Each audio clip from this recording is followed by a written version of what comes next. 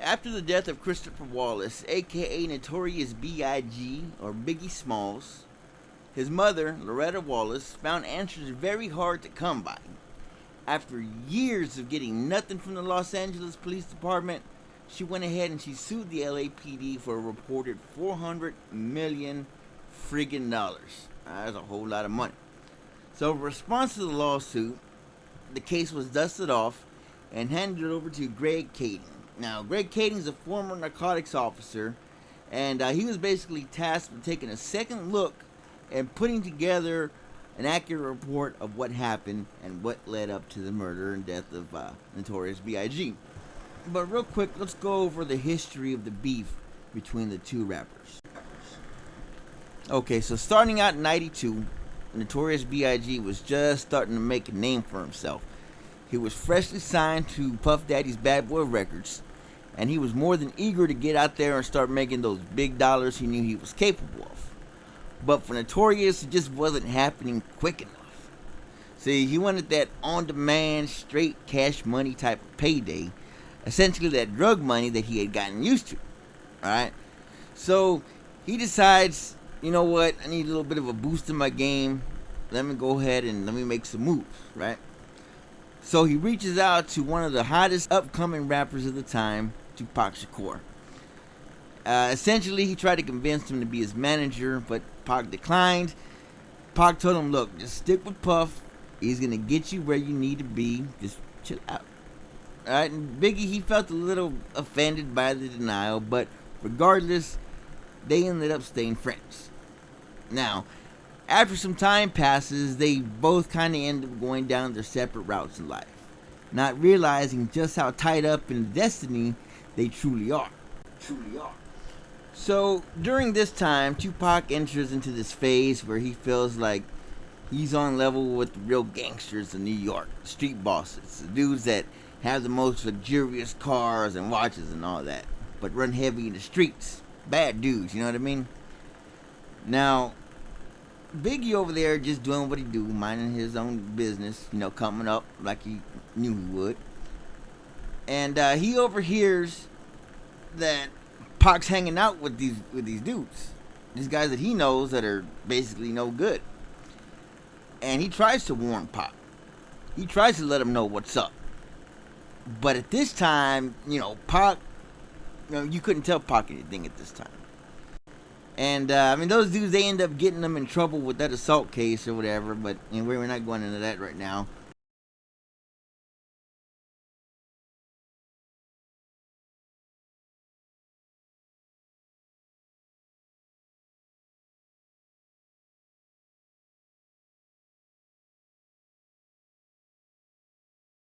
But, you know, moving on, Pac's waiting to go to court for that assault case.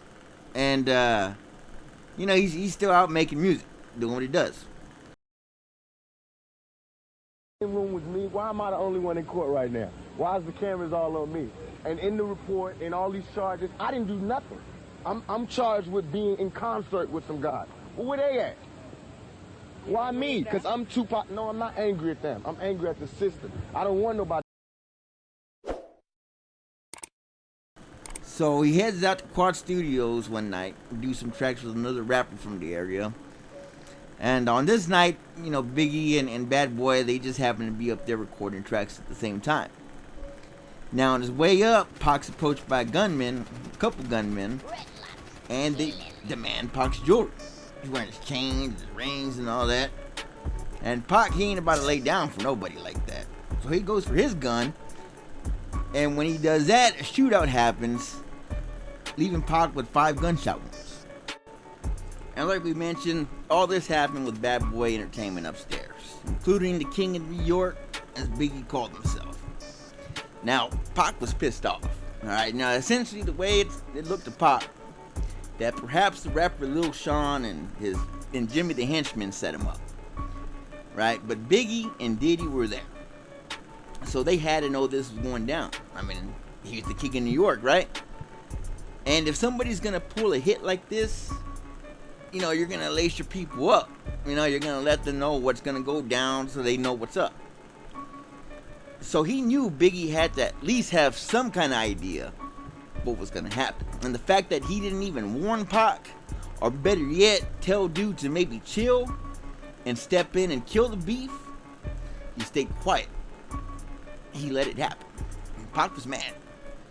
He publicly blamed B.I.G. for the shooting.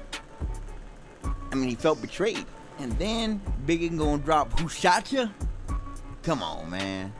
I mean, Biggie was asking for it with that one at least. But more than that, I mean, Pac really felt like he had a big hand in making Big's career.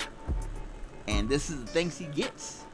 Not to mention how the media turned on him because of his charge, and Pac was in a state of mind that would lead most men to just give up, just lay down and leave the spotlight.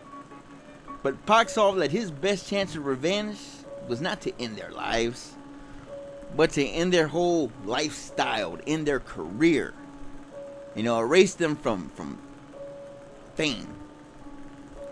And Pac, eager to do this, was lacking one thing: $1.4 million so he can get out of prison.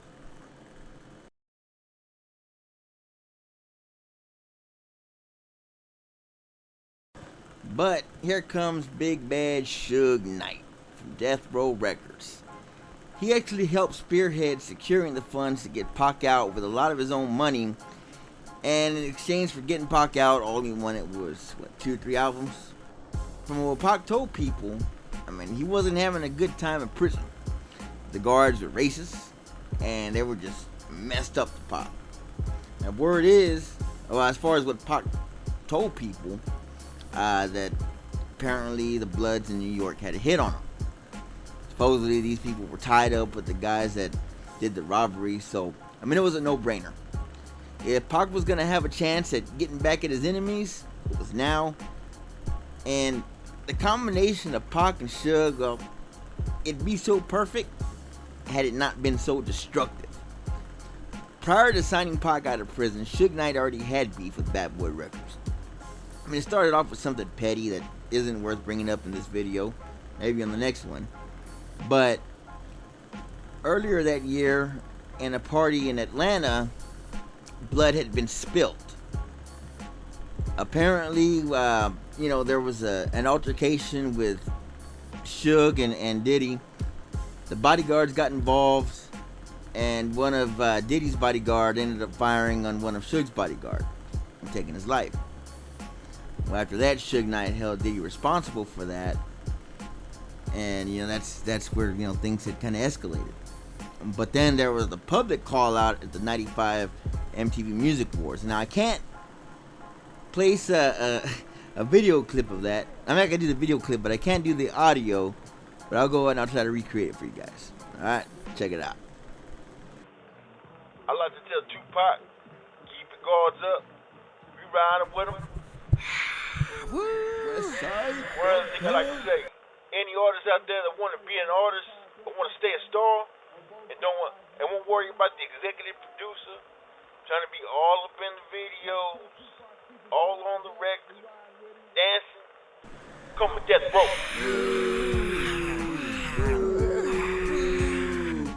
I should go on a tour as a Suge Knight impersonator. Anyways, that was pretty fun. But alright, back to the serious shit. Back to the seriousness. So now, fresh out of jail on bail, Tupac hits the scene with his mind on his mission and Biggie's career. And Pac comes out the gate swinging, killing 2 birds with 1 stone. He gets straight to work, alright? Hits the lab, puts down a bunch of tracks, like crazy amount of tracks. And always a workaholic. The next day, after he gets out of prison, he goes and he does the collaboration with Faith Evans. Putting that extra work because, like I said, his main mission isn't just to make music, alright? It's to end Biggie Small's career. He also sleeps with Faith Evans, who's Biggie Small's wife. That's right, you heard. I mean, I'm pretty sure a lot of you heard that. Alright, if you haven't, she denies it, but we all know what happened. And right there, man, I think that just really let both Diddy and Biggie know how far Pac was willing to go to end their shit. And I think this might have scared Diddy a little bit. And it's not only because of Tupac's loud talking. Suge Knight had actually formed somewhat of an alliance with the blood gang members from his neighborhood. He wasn't a gang member himself, but he had a childhood friend of his go out and get as many gang members as he could to work security for him. And Suge Knight took care of these guys. A lot of these guys hadn't had real jobs before. They hadn't been given a chance. And, so because of this, they gained a lot of loyalty towards Suge. Now, keep in mind, these guys were still gang members from the streets. And, given the right circumstances, the right amount of money, a lot of them wouldn't be afraid to just pull up on an enemy and put a bullet in their head.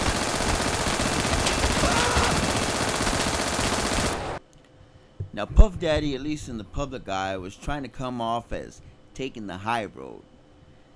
Like he wasn't scared of nothing, or he wasn't paying attention or trying to feed into it. But truth is, attention got a little too much for him, and he decided to fight fire with fire. So he reached out to Southside Crip Keefy D and asked him if it was cool for him to head out to LA. Keefy D asked him why not. And Diddy told him because Big CEO, which is the name that he called Suge Knight, was basically giving him trouble and telling him not to show up. And Keefy D, kind of got the hint, and he told him, look, slide me 50 tickets or something like that to the shows, wherever you want us to be, and we'll show up. They essentially became like, not like legit security, but like a street level security. Sort of like Suge's Bloods, except Diddy didn't put them all out there like that. You know what I mean? Diddy didn't have them in the public eye, and he didn't let anybody know that he had the Southside Crips protecting him. At least not on a mainstream public information level. Which may be the reason he was never charged with the murders. And yes, I said charged, not convicted. We'll get to that in a minute. But even with this extra added street security, Diddy still didn't feel any safer. He felt like as long as his beef was going on, he was always going to have to be looking over his shoulder. And there's even stories of Suge Knight driving around, beating people up, and attempts to get them to give up Diddy's LA ad. And finally, Diddy put it out there. Alright. He basically somewhat, and it's hard to get a straight answer from Keefy D, but Diddy somehow, some way, put it out there that he would pay $1 million if the whole situation was just cleaned up. It all got resolved however it got resolved. The offer was like $1 million, right? And Keefy D, he wasn't a hitman. I mean, he was a guy that had an entire drug gang, semi-empire on the streets. And he also had that OG street mentality to know more or less when somebody's really wanted somebody dead or kind of just, frustrated and scared. So, he took it as Diddy was offering him the $1 million to do the hit, but he kind of put a hold on it. He wasn't too sure how serious Diddy was. Regardless, the idea had already been planted. The wheels are set in motion, if you will. Now, on the death row side, things are starting to change up a bit. There seemed to be a little bit of infighting going on. First of all, Dr. Dre left the company to go ahead and start his own label, Aftermath. Snoop and Pac, they weren't cool after Snoop did an interview mentioning how Biggie was his homeboy and how he got love for the East Coast. And then Pac and Suge Knight, they had some money issues going on there between how much was owed. And the most surprising thing, Pac was actually considering leaving Death Row and starting his own label. Now, despite all the drama going on within the label itself, one thing Death Row did well was spend money and party. So Suge felt a much needed getaway to Vegas was in order. Also, Mike Tyson was having a fight and had been basically blowing Pac up, asking him to show up. Now, despite his initial attempts to skip the trip, Suge talked him into it. It was supposed to be a fun, relaxing time away from the troubles and turmoil of Los Angeles. A night of gambling, boxing, and partying, all in the plan. Little did they know that Keefy D, Orlando Anderson, and 2 other Southside Crip associates were in town. Not to mention that earlier that year, Trayvon Lane, a member of the Bloods who was there with Pac, had an altercation with a group of Southside Crips that included Orlando Anderson. One of the Crips tried to take Trayvon Lane's death row chain. A fight ensued and the chain was taken. Now, nobody was hurt in the incident. Apparently, the rumor at the time was Bad Boy Entertainment was offering 10 grand or something like that for every death row chain that they snatched. And I mean, it is just straight disrespect, not just to them as death row or Bloods, but to try to snatch another man's jewelry right off his neck. I'd say it's pretty safe to assume that Trayvon Lane still felt a certain type of way. Now, it just so happens as the death row entourage were gambling, drinking, and having a good time, Trayvon Lane spotted Orlando Anderson.